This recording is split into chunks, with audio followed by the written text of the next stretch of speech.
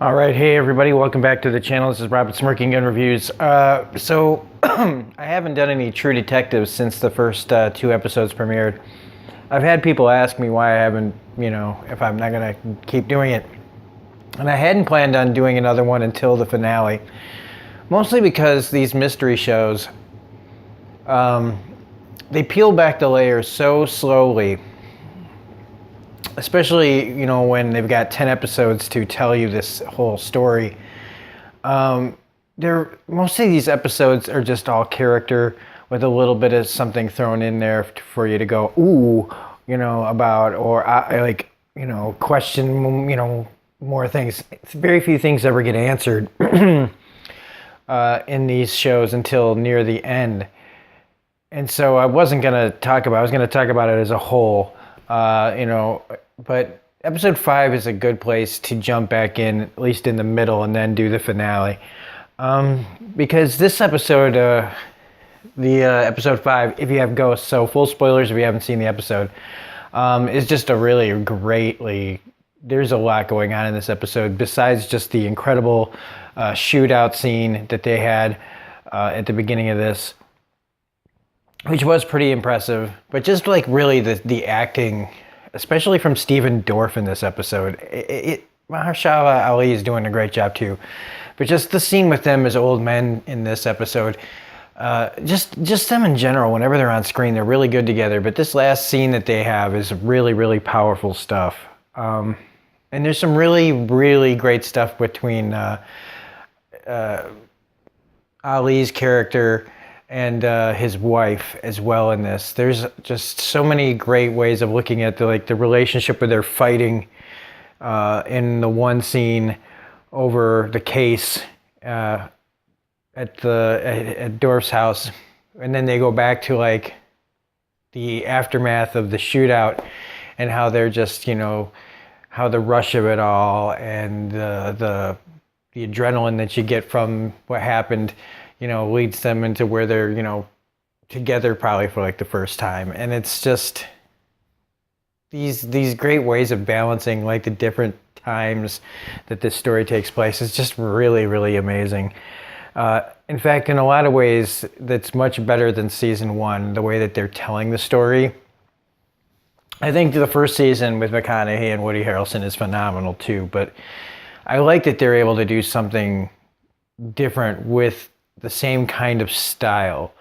The whole mystery now, okay, so I'm going off of what I said before. What if the interviewer is the little girl? And I don't think that anymore. But there's some stuff that's just really going on, whether the mom and the father are involved. It's starting to sound like the mother had something to do with the letter that got written, that she said the same thing that was in the letter. I kind of couldn't tell if they were talking about that she sent the letter to keep people from looking, or if she sent the letter because she was in on it. That part, it was a little confusing to me, and I didn't feel like rewinding and watching and rewinding and trying to figure it all out. They keep talking about this Dan O'Brien guy that it sounds like they murdered. And I also like how he figured out all this stuff way later. If he had read the book when he was younger, he might have been able to pick up on some of this stuff.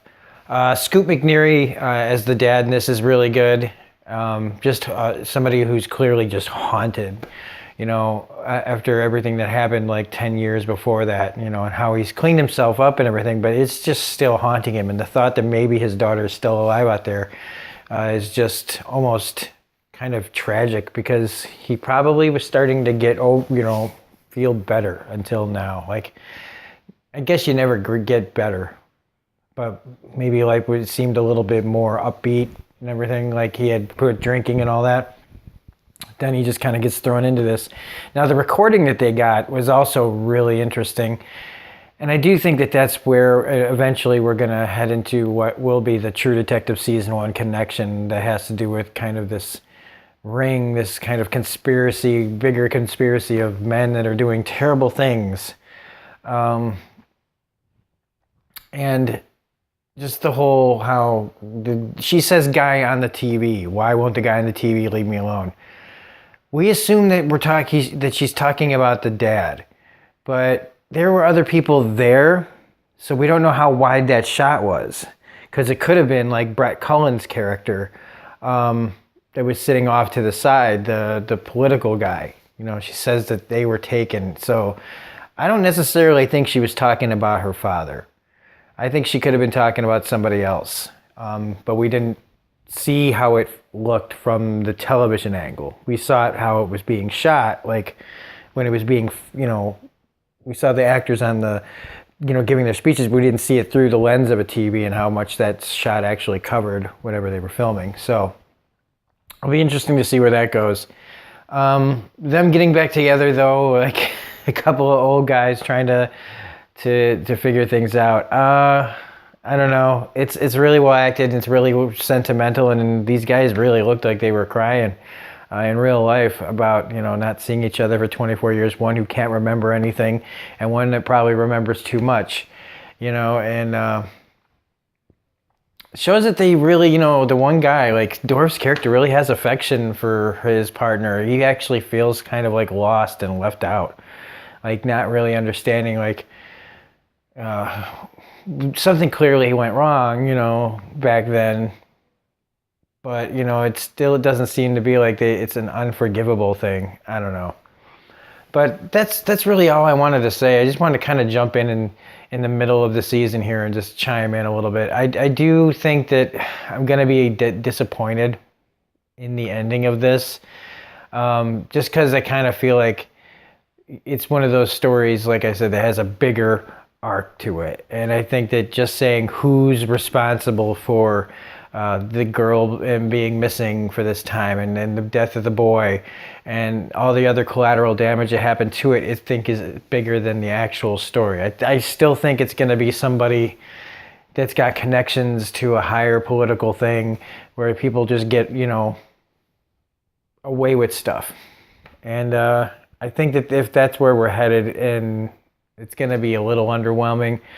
And that's another reason why I didn't feel like reviewing these all back to back to back to back, because it's just too much. So anyway, but I gotta say, man, it's just still so solidly acted by everybody involved, and I still look forward to seeing what's going to happen. So we will be back for the finale.